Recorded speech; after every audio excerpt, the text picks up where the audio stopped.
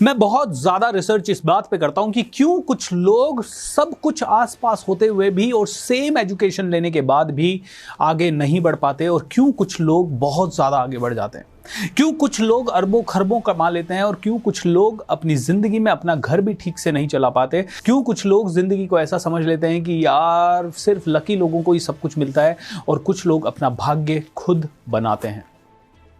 दोस्तों, मेरा नाम है भूपेंद्र सिंह राठौड़। मैं एक इंटरनेशनल मोटिवेशनल स्पीकर हूं, एक बिजनेस कोच हूं, एंड आप सभी को धन्यवाद देना चाहता हूं मेरे चैनल को बार बार देखने के लिए, इन वीडियोस को ज्यादा। आइए जानते हैं क्यों कुछ लोग ऑर्डिनरी रह जाते हैं, क्यों कुछ लोग एक्स्ट्रॉर्डिनरी बन जाते हैं, क्यों कुछ लोग गरीबी में या मीडियोक्रिटी में जीते रहते हैं और कुछ लोग बहुत ज्यादा अमीर बन जाते हैं। देखिए, जितने भी लोग मीडियोकर जिंदगी जीते हैं, या छोटी जिंदगी जीते हैं, या नेगेटिव जिंदगी जीते हैं, या पॉवर्टी के साथ या एडजस्टमेंट्स के साथ जिंदगी जीते हैं, वो लोग एक बहुत बड़ी गलती करते हैं। पता है क्या? Over calculation and wrong calculation. क्या बोला मैंने? Over calculation and wrong calculation, यानी एक तो गलत कैलकुलेशन कर लेते हैं, गलत गणना कर लेते हैं, और एक ओवर गणना कर लेते हैं, ओवर कैलकुलेशन कर लेते हैं, यानी बहुत ज्यादा कैलकुलेशन कर देते हैं। जहां नहीं करनी है वहां भी कर लेते हैं, और इस ओवर कैलकुलेशन या अननेसेसरी कैलकुलेशन के कारण उन लोगों के अंदर एक प्रवृत्ति डेवलप हो जाती है, वो होती है adjustment adjustment adjustment adjustment adjustment करने की। अब आप कहेंगे सर इसे उदाहरण से समझाइए, तो मैं मेरी ही जिंदगी का आपको उदाहरण देता हूं। पहले मैं कैसा था और आज मैं कैसे सोचता हूं, ये दोनों जब आप समझेंगे तो आपको इसके अंदर एक अंतर समझ में आने लगेगा। देखिए, जब मैं छोटा था बहुत सारी प्रॉब्लम्स से गुजरे हमारी फैमिली, और आज भी गुजरती रहती है, ऐसा नहीं है। मिडिल क्लास फैमिली से आए हैं, गांव से उठ के आए हैं, धीरे धीरे अपनी ग्रोथ कर रहे हैं। तो उस समय क्या होता था? उस समय ऐसा होता था कि मैंने अगर नए कपड़े लिए तो मैं वेट करता था दिवाली तक का, नगे दिवाली पे पहनेंगे। क्यों? क्योंकि कहीं ना कहीं कैलकुलेशन होता था कि यार दिवाली से पहले नए कपड़े नहीं आए, तो दिवाली के पहले नए कपड़े नहीं आए तो दिवाली पे क्या पहनेंगे, कैलकुलेशन होता था। कभी बिलीफ ही नहीं था कि दिवाली पे नए कपड़े आ सकते हैं। कोई कभी बिलीफ ही नहीं बना था कि कोई अनएक्सपेक्टेड ग्रोथ हो सकती है। तो जब अपन हर चीज में एडजस्ट करते थे और कैलकुलेट करते थे कि ओके, ये नया कपड़ा जनवरी में लिया है लेकिन इसको पहनना अक्टूबर में है, तो ये नहीं पहना, अगर पहले पहन लिया तो दिवाली पे शायद नया कपड़ा नहीं आएगा, ये कैलकुलेशन हो गया। और जब ये ओवर कैलकुलेशन या अननेसेसरी कैलकुलेशन हुआ तो ये नया कपड़ा आने के बाद उसको पहना ही नहीं, यानी कि बाकी के 9 महीने ऑटोमेटिकली मेरी एक आदत पड़ गई एडजस्टमेंट करने की।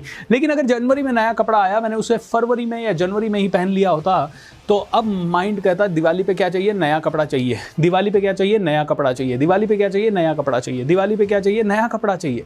अब दिवाली पे नया कपड़ा अगर चाहिए तो माइंड फिर से पापा के सामने जिद करता, या टेंट्रम्स करता, या मम्मी को इमोशनली कहता, या किसी न किसी तरह से नया कपड़ा लाने के लिए अपना मन या अपना माइंड कोशिश करता। लेकिन चूंकि अपन मिडिल क्लास फैमिली में पैदा हुए, अपन ने एक इमोशनल चीज़ समझ ली, मम्मी पापा को तकलीफ होगी अगर पैसा मांगेंगे, तो मम्मी पापा को बहुत ज़्यादा दिक्कतों से गुजरना पड़ेगा, अगर अपन नए कपड़े मांगेंगे तो अपन एडजस्ट कर लेते हैं। दोस्तों, हर एक मिडिल क्लास फैमिली की ये एडजस्ट करने की आदत वहीं से पड़ जाती है। नए जूते चाहिए खेलने के लिए, लेकिन मैं चप्पल में खेलता था या बिना चप्पल के खेलता था, कई बार चप्पल का फीता निकल जाता था।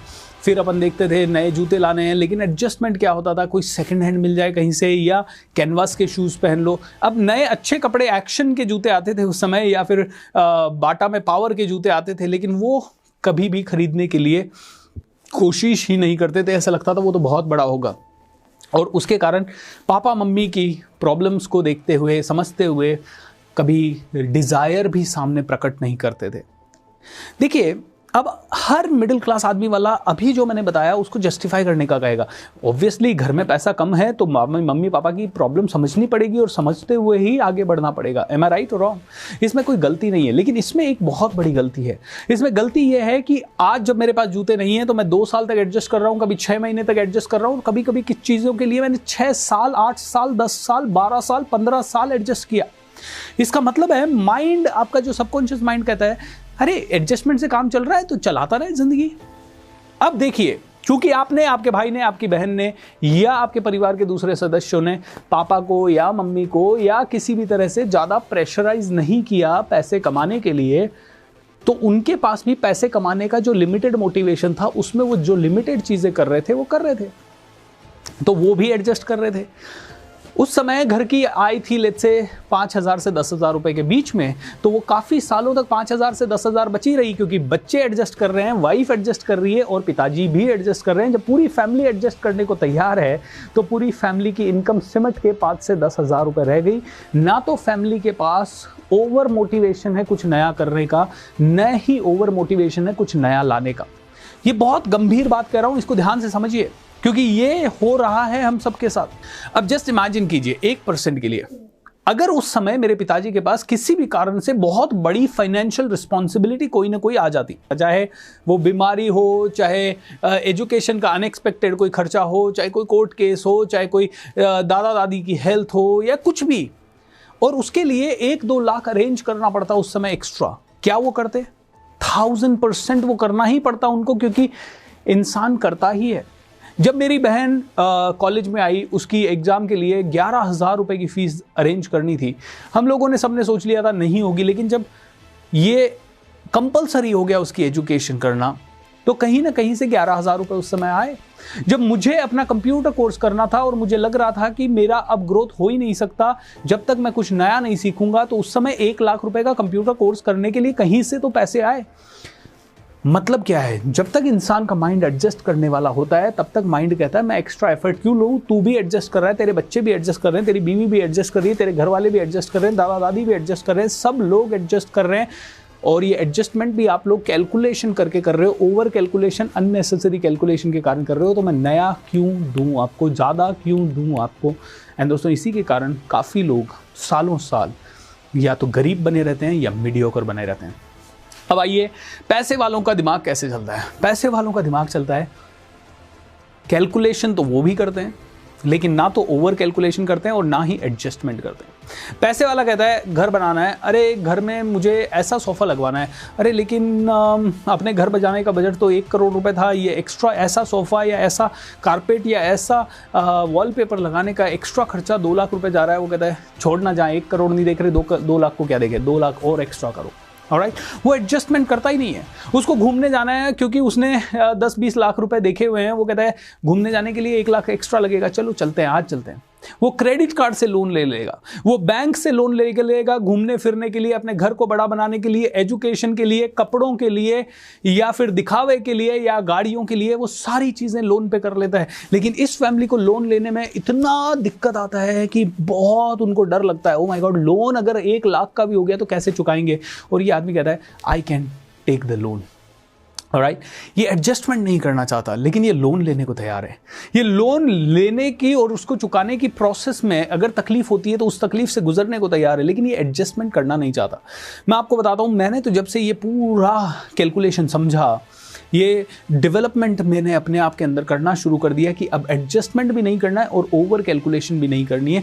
कैलकुलेशन करनी है, लेकिन एक रफ कैलकुलेशन करनी है, मोटा मोटा कैलकुलेशन करना है। अपने आगे बढ़ाने के लिए जो जो चीज़ आपको इंस्पायर कर सके उनका कैलकुलेशन करना है। तो मैंने क्या किया, मैं 2012 में, जब मेरे पास कोई गाड़ी या कोई कुछ नहीं था, मैंने सीधा गोल लिखा 12 जनवरी 2017 को मुझे मर्सिडीज बेंज ई क्लास लेना है। आप में से कई लोगों ने मेरे वीडियोज़ देखे, लाइव सेशन अटेंड किए, तो आपको पता है 2012 में मैंने अपने आप को बोला कि मैं 40,000 कमाता हूं और 2017 यानी 4 से 5 सालों के अंदर मुझे मर्सिडीज बेंज ई क्लास यानी 60 से 70 लाख रुपए की गाड़ी लेनी है। मैं कैसे लूंगा यार, मैं कैसे लूंगा?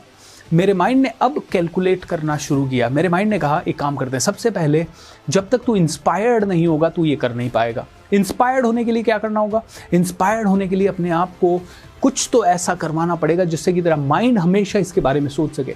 तो मैंने एक काम किया, मैं स्टेज पे गया और लोगों को अनाउंस करना शुरू कर दिया, 12 जनवरी 2017 मेरे पास Mercedes Benz E class car आएगी, 12 जनवरी 2017 मेरे पास ये कार आएगी। तो मैंने पीछे जाने के रास्ते बंद कर दिए, यानी इसको कहते हैं बर्न योर ब्रिजेस।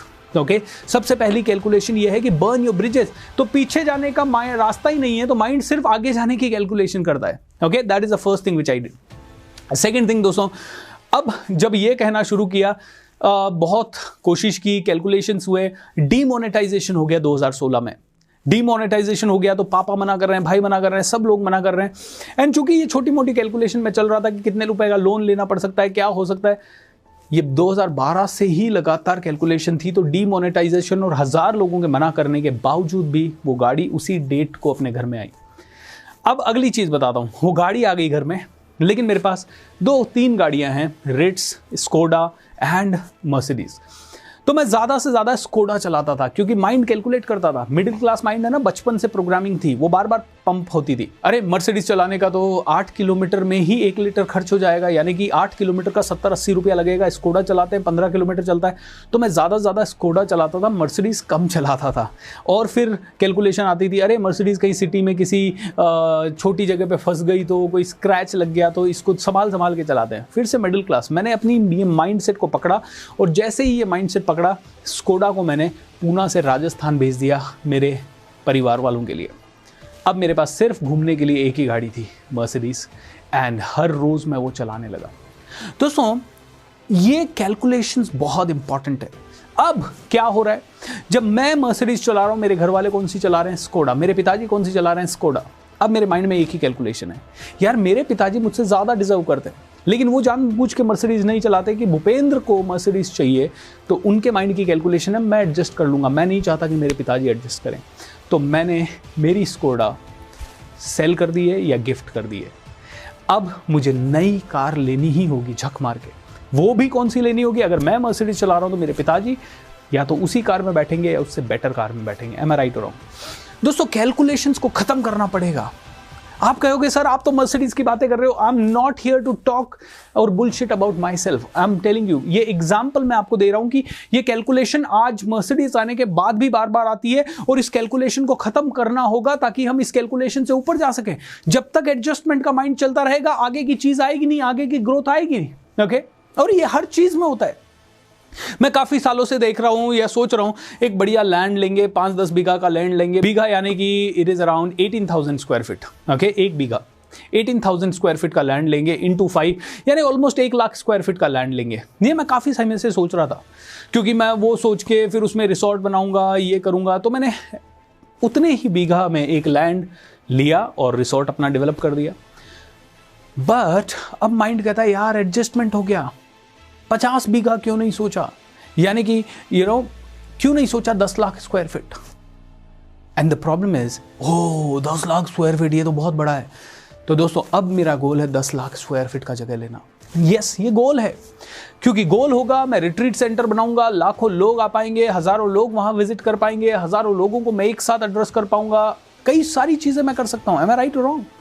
लेकिन उतना बड़ा सोचना पड़ेगा। आज कैलकुलेशंस को स्टॉप करते हैं। एक मिडिल क्लास फैमिली हर चीज में कैलकुलेट करती है। मोबाइल लेने में कैलकुलेशन, लैपटॉप लेने में कैलकुलेशन, घर बनाने में कैलकुलेशन, इंटीरियर में कैलकुलेशन, बच्चों को पढ़ाने में कैलकुलेशन, गाड़ी लेने में कैलकुलेशन, ड्रेस लेने में कैलकुलेशन, कपड़े लेने में कैलकुलेशन, शादी करने में कैलकुलेशन। और इधर ये लोग हमेशा बड़े से बड़ा सोचते जाते हैं। ये हमेशा सोचते जाते हैं कि और क्या बड़ा करूं, और क्या बड़ा करूं, और क्या बेहतर करूं, और ज्यादा कैसे करूं, और ज्यादा कैसे करूं।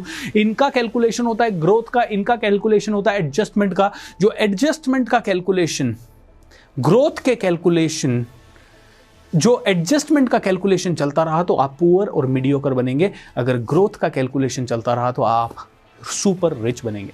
उम्मीद करता हूं ये वीडियो आपको समझ आया, पसंद आया। अगर यस दोस्तों तो इसे ध्यान से समझ लीजिए एंड इसको अपने जीवन में उतार लीजिए। I assure you, you will grow by leaps. 3